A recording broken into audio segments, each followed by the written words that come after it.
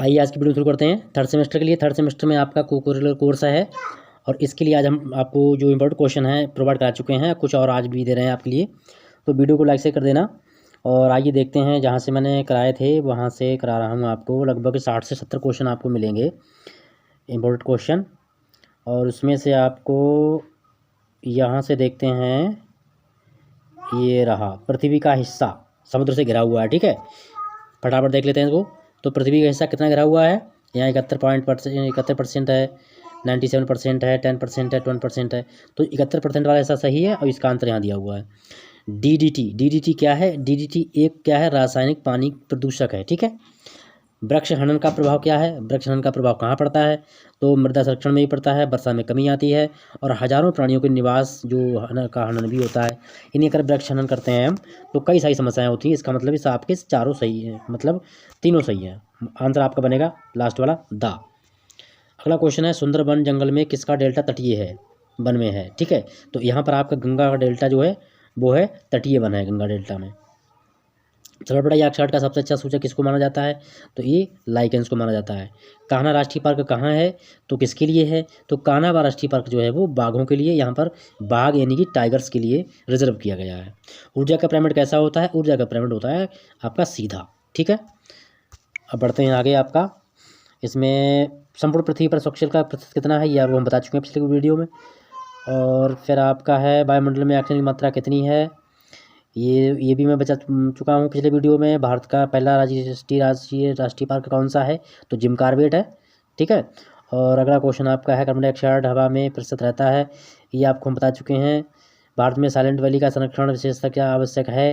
तो ये भी सब ये हम बता चुके हैं पिछले वीडियो में। अब आइए आपको यहाँ से लेकर चलते हैं क्वेश्चन नंबर 42।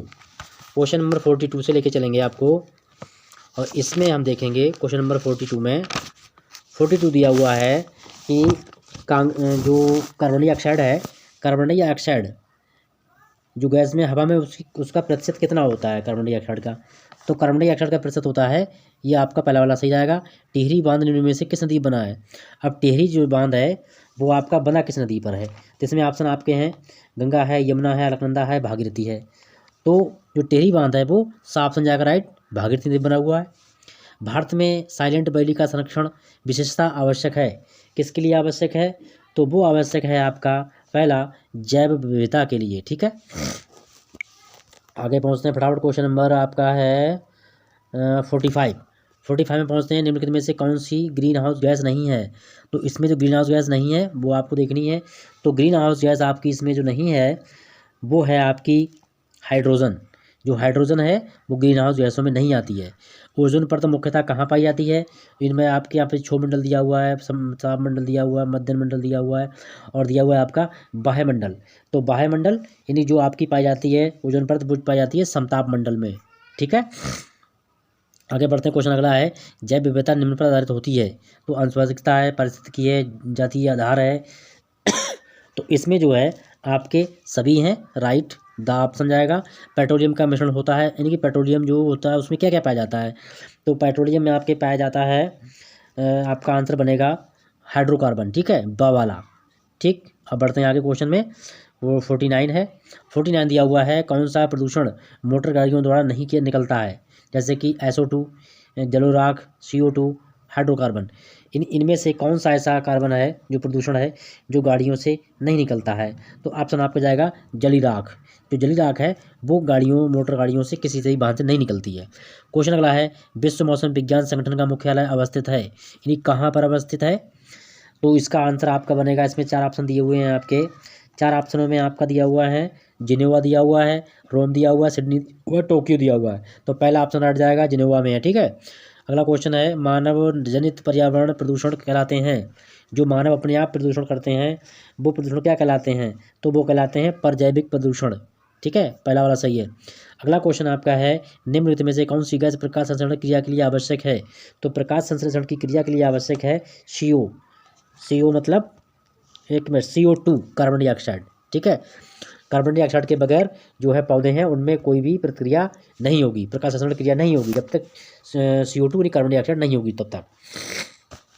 अगला आपका क्वेश्चन है, इंडियन गैस एक मिश्रण है, किसका मिश्रण है? यहाँ पर ब्यूटेन व ऑक्सीजन दिया हुआ है, और आपका ब्यूटेन हाइड्रोजन दिया हुआ है, ब्यूटेन प्रोपेन दिया हुआ है, मीथेन ऑक्सीजन का दिया हुआ है। तो इसमें आपका सी ऑप्शन हट जाएगा, ब्यूटेन का मतलब आपका प्रोपेन की मिश्रण होता है।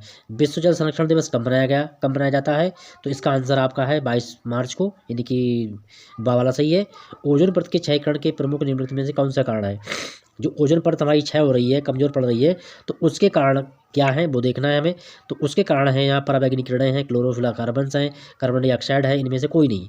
तो क्लोरोफ्लोरोकार्बन ये सबसे ज़्यादा खतरा है ओजोन परत के लिए, जो हमारी एसी, रेफ्रिजरेटर और फ्रिज वगैरह से निकलती हैं। अगला क्वेश्चन है, भारत में हरित क्रांति के जनक कौन है? एक बार मैं इनको बता चुका हूँ पिछले वीडियो में, और जो मैंने अपलोड किया था उसे देख लीजिएगा आप लोग। प्लेलिस्ट सबकी पड़ी हुई है, और सभी प्लेलिस्ट जो भी वीडियो अपलोड हो रहे हैं उनमें प्लेलिस्ट का लिंक सब पर दिया जा रहा है। तो प्लेलिस्ट अब जब आप ओपन करेंगे डिस्क्रिप्शन को, तो उसमें प्लेलिस्ट का लिंक मिल जाएगा, वहाँ से आप 1 बाई 1 सारे वीडियो देख सकते हैं। तो इसका आंसर आपका है, यहाँ पर दिया बी कुरियन दिया हुआ है, बीपी पाल दिया हुआ है, केएल वहल दिया हुआ है, MS स्वामीनाथन दिए हुए हैं। तो इसमें जो आपके जो हरित क्रांति के जो जनक हैं वो आपके हैं बी कुरियन, ठीक है, ऊपर वाला बा सही है आपका। फिर आपका दिया हुआ वायुमंडलीय दाब को अचानक, वायुमंडलीय जो दाब होता है उसका अचानक गिरना क्या संकेत देता है? तो इसमें आंसर है कि जब कोई भी दाब अचानक गिरता है तो बरसात होती है, ठीक है। इसके बाद तूफान, मौसम, शीतलहर, ये बात की बात है। सबसे पहले वर्षा का संकेत देता है। आगे बढ़ते हैं क्वेश्चन नंबर 58 में। पारिस्थितिकी तंत्र पिरामिड मुख्यतः सामान्यतः कितने प्रकार के होते हैं? तो पारिस्थितिकी पिरामिड होते हैं आपके मात्र 3 प्रकार के, ठीक है, बा वाला सही है। अगला क्वेश्चन है, निम्न में से कौन सा पर्यावरण घटक है? तो पर्यावरण घटक जल, वायु, भूमि और आपके जैव प्राणी, ये सभी हैं, इनकी दा सही जाएगा। पारिस्थितिकी इकोसिस्टम कहते हैं इसको 2 भाग हैं। तो 2 भाग कौन कौन से हैं? एक जैवीय है और दूसरा अजैवीय है, ठीक है, सा वाला सही है। पारिस्थितिकी तंत्र में ऊर्जा का प्रवाह होता है, कैसा होता है? एक दिशीय होता है, 2 दिशीय होता है, या फिर आपका बहुदिशीय, चक्रदिशीय?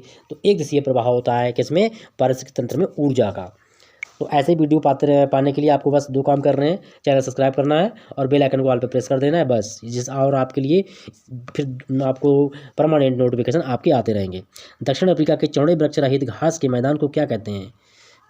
तो यहाँ पर ऑप्शन दिया हुआ है, सेल्वा है, पेरी है, स्टेपीज है, तो पंपास कहते हैं इसके लिए, ठीक है, बा वाला ऑप्शन हट जाएगा।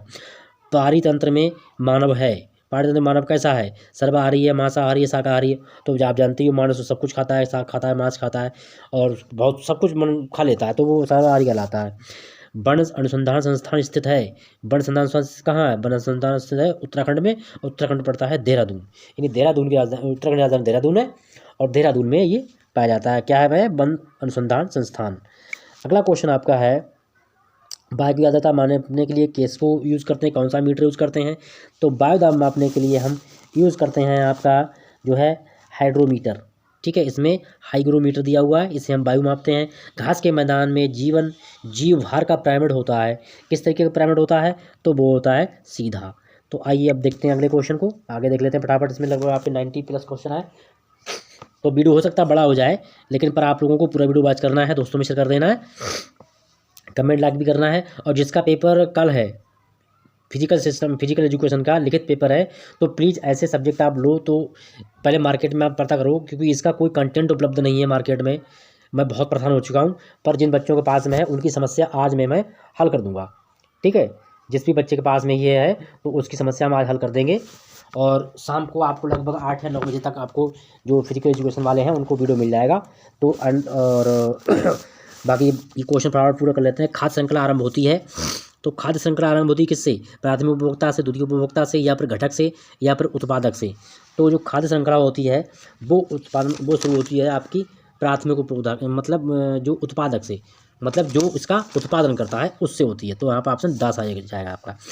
पारिस्थितिकी तंत्र इकोसिस्टम की सर्वप्रथम विचारधारा किसकी थी, किसने दी थी? या फिर सर्वप्रथम पारिस्थितिकी तंत्र की शब्द का प्रयोग किसने किया था?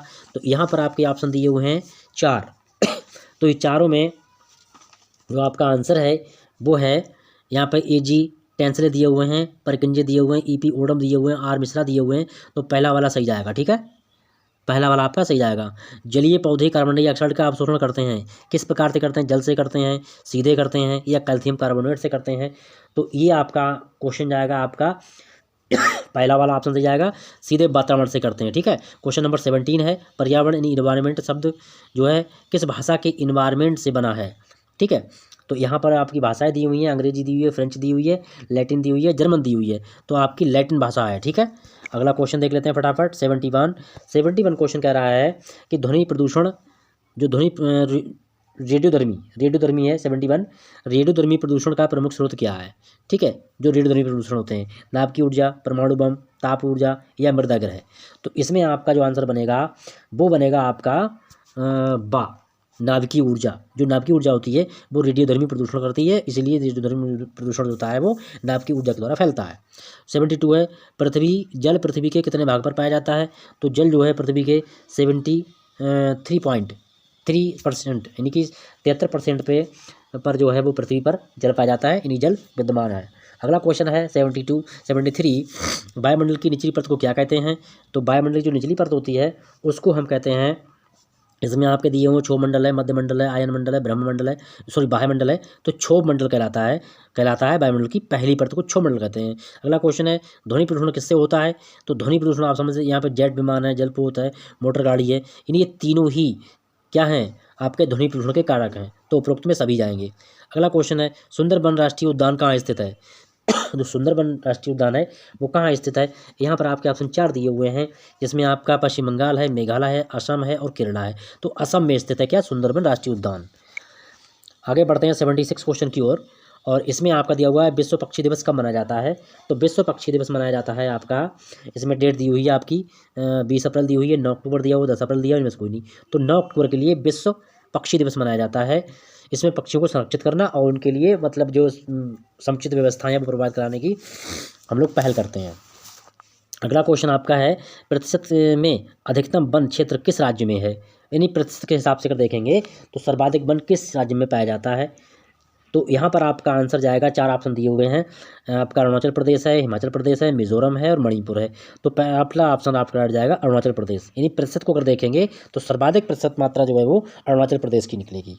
ठीक है, सर्वाधिक क्षेत्र पे किस में? तो वो राज्य क्वेश्चन अलग हो जाएगा। अम्लीय वर्षा से बनने वाले अम्ल, जो अम्लीय वर्षा होती है उससे कौन से अम्ल बनते हैं? तो यहाँ पर अम्ल देख लेते हैं। अम्ल यहाँ पे बनता है आपका, पहला ऑप्शन दिया हुआ H2SO4, दूसरा दिया हुआ NHO3। तो यहाँ पर ऑप्शन आपका ये राइट जाएगा, क्योंकि दोनों ही जो है अम्लीय वर्षा से बनने वाले अम्ल हैं, H2SO4 और HNO3। अगला क्वेश्चन है 79, सबसे लंबा जीवित वृक्ष, ये मैंने पिछले वीडियो में बताया था, तो आप लोग फिर से एक बार समझ लीजिए इसके लिए। तो वो है आपका यूकेलिप्टस है, देवदार है, साइकस है, सिकुआ, जो कि अफ्रीका के जंगलों में पाया जाता है। ठीक है, तो अब बढ़ते हैं क्वेश्चन नंबर आपका जो है 80। क्वेश्चन नंबर 80 जो है वो देख लेते हैं फटाफट, इनको पूरा कर लेते हैं। 80 क्वेश्चन है, हरित क्रांति का संबंध किससे है? यहाँ पर देखिए वायु दिया हुआ है, कृषि खाद्यान्न दिए हुए हैं, वृक्षारोपण दिए हुए हैं, वन दिए हुए हैं। तो हरित क्रांति हमारी कृषि से संबंधित है, क्योंकि ये कृषि क्षेत्र से संबंधित हुई थी। ठीक है, हमने उसको देखा था। अगला क्वेश्चन आपका है शुद्ध जल जो है उसका पीएच मान कितना होता है? तो शुद्ध जल का पीएच मान यहाँ पे आप 4 मान दिए हुए हैं, तो यहाँ पर दिया 2 दिया हुआ, 9 दिया हुआ, 7 दिया हुआ, 14 दिया हुआ, तो 7 बा वाला ऑप्शन हट जाएगा। अगला क्वेश्चन है आपका, वायुमंडल का सर्वाधिक ठंडा भाग है, यानी वायुमंडल जो है हमारा उसकी कौन सी लेयर, कौन सा भाग सर्वाधिक ठंडा रहता है? तो वो आपको देखना है। इसमें आपका ऑप्शन जाएगा, पहले 4 पढ़ लेते हैं, stratosphere, mesosphere, thermosphere and troposphere. तो बा वाला रट जाएगा मेसोस्फेयर, ये सबसे ठंडा भाग होता है वायुमंडल का। क्वेश्चन नंबर 83 है, इनमें निम्न में से सबसे ज़्यादा रामसर साइट नहीं है, इनमें से कौन सा रामसर साइट नहीं है? मैंने रामसर साइट को पिछले पुराने चैनल पढ़ाई थी, दोबारा फिर से पढ़ाएंगे, ज्योग्राफी पढ़ाएंगे, तो उसमें चीज़ें हैं जो ज्योग्राफी और एनवायरनमेंट दोनों से रिलेटेड है ये। अगला क्वेश्चन आपका है, इसमें जो है रामसर की बात हो रही है, तो रामसर साइट आपका कौन सा नहीं है? इनमें देखिए ये सब चिल्का झील है, दीपो झील है, भीतर का मैंग्रोव है, तो इसमें से आपके दोनों, ये कोई भी नहीं है, रामसर साइट में से नहीं है, एक भी है। अगला क्वेश्चन आपका है, अब देखते हैं 84 क्वेश्चन है आपका, दिया हुआ है कि निम्न में से किसके संरक्षण हेतु रामसर सम्मेलन 1971 में लक्षित था? तो ये यहाँ पर दिया हुआ बंजर भूमि है, दलदली भूमि है, मरुस्थलीय भूमि है, यानी किस भूमि के संबंध में था ये? तो ये आपको बताना है। तो जो दलदली भूमि होती हैं वो रामसर के अंतर्गत आती हैं, रामसर भूमि के अंतर्गत। ठीक है, या राम सागर के सम्मेलन के अनुसार। अगला क्वेश्चन है, चिपको आंदोलन कहा हुआ था? ये क्वेश्चन मैं आपको बता चुका हूँ, ये उत्तराखंड से संबंधित है, और आपके इसमें जो सुंदरलाल बहुगुणा नाम के एक व्यक्ति थे, उन्होंने इसको चलाया था वनों की कटाई रोकने के लिए, जो कि उत्तराखंड में है। 86 भारत में सुनामी कब आई थी? कब आई, ठीक है। तो यहाँ पे आपकी डेट दी हुई है सुनामी कब आई थी। तो क्वेश्चन नंबर आपके जो ऑप्शन है 2003 है, 2004 है, 2005 है, 2001 है। तो 2004 में सुनामी आई थी, जो कि गुजरात में बहुत भयंकर सुनामी आई थी। अगला क्वेश्चन है सीपीआर इन्वायरमेंटल एजुकेशन सेंटर की स्थापना का वर्ष क्या है, किस सन में इसको स्थापित किया गया था। तो इसको देख लेते हैं। आपकी यहाँ पर डेट दी हुई है 1986 और बाद दिया 1988, फिर 1987, उसको दिया 1984। तो 1984 दा वाला बिल्कुल हट जाएगा, दा वाला ऑप्शन आपका करेक्ट है। फिर आपके किसकी स्थापना सन 1989 में हुई। अब यहाँ पर देखिए वो नाम दे दिए हैं। तो यहाँ पर जो 1989 में जो स्थापना हुई किसकी हुई, CPR EEC Madras, BNHS Bombay, WWF नई दिल्ली, सीईई अहमदाबाद। तो इनमें से किसकी मतलब जो स्थापना हुई थी 1989 में। तो आंसर आपका रट जाएगा पहला वाला आ। पर्यावरणीय शिक्षा में प्रशिक्षण कार्यक्रम है, पर्यावरण संबंधित इसमें से कौन सा कार्यक्रम शिक्षा से संबंधित है, पर्यावरण की शिक्षा से संबंधित है। तो यहाँ पर ऑप्शन जाएगा आपका सीई, ठीक है, अहमदाबाद का। ये पहला वाला ऑप्शन आपका इससे संबंधित है। चिपको आंदोलन के नेता कौन थे, मैंने आपको बता दिया था। तो यहाँ पर आपके दिए हुए हैं हेमवती बहुगुणा, केसी पंत और चांडी प्रसाद, जीबी पंत। हालांकि इसमें सुंदरलाल बहुगुणा शुरू किया था, लेकिन यहाँ पर अब वो उनका नाम नहीं दिया हुआ है। तो यहाँ पर जो चिपको आंदोलन है वो है चंडी प्रसाद भट्ट, ये भी थे उनके साथ में, ठीक है। चंडी प्रसाद भट्ट ये भी उनके साथ में थे। अब ये नेता थे उनके साथ में, तो बाकी लोग नहीं थे। इसके साथ में अगला क्वेश्चन है, जीव मंडल समाहित है। जीव मंडल किस तीनों मंडल में समाहित है, या एक में समाहित है, या सेकंड वाले में समाहित है। तो ये आपका जो तीनों मंडल में जीव मंडल समाहित है। अगला क्वेश्चन आपका है, हमारे चारों ओर के आवरण को क्या कहते हैं। आप समझ जाएंगे, बहुत सिंपल सा क्वेश्चन है और आसानी से कर देंगे। तो उसको कहते हैं पर्यावरण। क्वेश्चन अगला है, जलीय जीवों को प्रभावित नहीं करता है कौन। तापमान करेगा, गहराई भी करेगी, अंतर्राष्ट्रीय सीमा नहीं करेगी, ठीक है, लवणता भी करेगी।